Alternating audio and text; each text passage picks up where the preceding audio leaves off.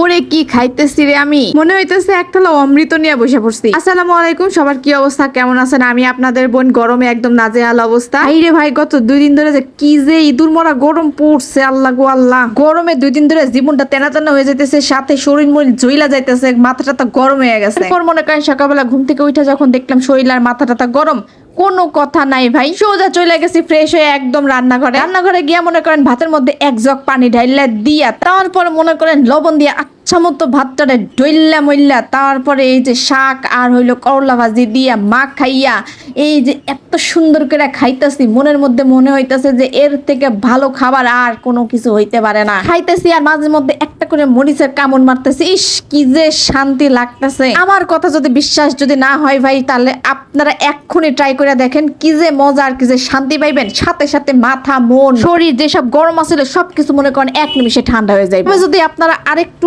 স্বাদটা বাড়াইতে চান তাহলে এর মধ্যে আলু ভর্তা করে নিতে পারেন, মাখো মাখো আলু ভর্তা দিয়ে এটা দিয়ে খাইতেও কিন্তু সেই মজা লাগবো। আর যদি মনে করেন কোনো ঝাল করে থাকেন তাইলে একটা শুকনা মরিচ বা 2টা শুকনা মরিচ একটু তেলে ভাইজা নিবেন, উফ কি যে শান্তি, কি যে মজার খাবার। মাংস, মুরগির মাংস, ইলিশ মাছ এর কাছে যেমন কিছুই না। খালি ওয়েদার গরমের কথা কইতেছি না ভাই, যদি আপনার মন মানসিকতাও গরম থাকে তাইলেও কিন্তু আপনি পান্তা ভাত খান, দেখবেন মন মানসিকতা একবারে পানির মতো ঠান্ডা হয়ে গেছে। আমাদের দেশে উচিত ছিল পান্তা ভাতটারে জাতীয় খাবার করার, তাইলে মনে করেন আমাদের মতো গরিব মানুষ না, খালি বড় লোকেরা ওই পান্তা ভাত খাইয়া শো আপ করতো। যাই হোক, খান আমার ভাত খাওয়া শেষ, পানিটা চুমুক মাইরা লই, ওফ কি যে শান্তি, পানি চুমুক মাইরা। সকালে খাওয়া দাওয়া শেষ করলাম, চলেন এবার কাজ কামে নামি। মা গো মা, সকালে উঠে পান্তা ভাত খেয়ে শরীরটা ঠান্ডা করছি, এখন তো আমার এতগুলা কাজ করতে যায় আবার শরীর গরম হয়ে যাইব। আমার জামাইয়ের বুদ্ধি আছে বুঝছেন, কারণ আমার অনেকগুলা কাজ করা লাগবে, এই জন্য আমার জামাইয়ের আমারে প্ল্যান কইরা ঠান্ডা ভাত খাওয়াইছে, সরি পান্তা ভাত খাওয়াইছে সকালবেলা কইরা। এইটা কিন্তু আমার জামাইয়েরই প্ল্যান আছিল বুঝছেন।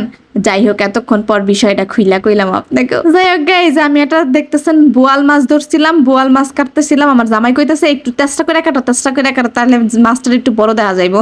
আমি কইছি আমরা তুমি ছোট মাছ কিনে নিয়ে এসে চেষ্টা করে কাটতে কাও যাতে বড় দেখা যায় না, বাজার থেকে বড় মাছ নিয়ে আসতে পারো না যাতে বড় বড় দেখা যায়। আমরা এতটুকু মাছ নিয়ে এসে বলে কিনা চেষ্টা করে কাটা বড় বানাও। যাই হোক, বড় হোক আর ছোট হোক আমরাই তো খামো। মাছ কাটা কিন্তু সবার কাছে বিরক্তকর মনে হইলো, আমার কাছে কিন্তু ভালোই লাগে। তবে মাছটা অবশ্যই ফ্রেশ হইতে হইব আর মাছটা অবশ্যই মরা হইতে হইব, তাজা মাছ কিন্তু কাটতে পারি না। ভাই বোয়াল মাছের মাথা কাটা খুবই কষ্টকর একটা বিষয়। আর এই পাশে আমি একটু ইলিশ মাছটা কাটতে সুন্দর করে লবণ হলুদ মরিচ দিয়ে মাখাই রাখছি, আর এইদিকে আমি চুলায় উঠাই দিছি মুরগি। একটু মজা করে কই আর কি, আপনাকে আনন্দ দেওয়ার লেগে। আপনারা যদি একটু হাসেন তাইলে আমার মনে করেন অনেক ভালো লাগবে। হঠাৎ করে কেন জানে আমার মুরগি রান্নাটা ভালো হইতেছে না, ইদানিং এই সমস্যাটা ধরা পড়ছে। এটা আমার জামাইও কইছে, আমিও একটু রিয়ালাইজ করতেছি আমার মুরগি রান্না একটু প্রবলেম হইতেছে।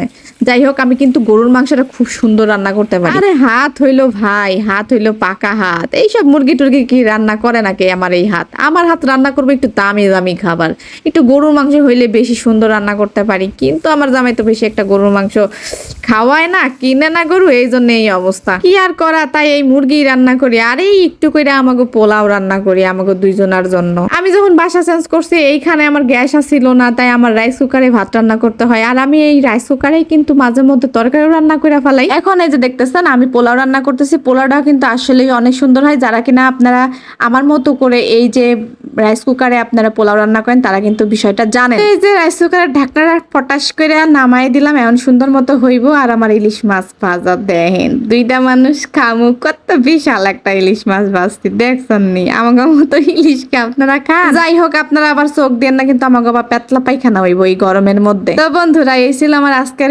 ভিডিওটা কেমন লাগলো অবশ্যই জানাইবেন। আর পান্তা ভাতও কিন্তু বেশি বেশি করে খাইবেন। ভালো থাকবেন, আল্লাহ হাফেজ।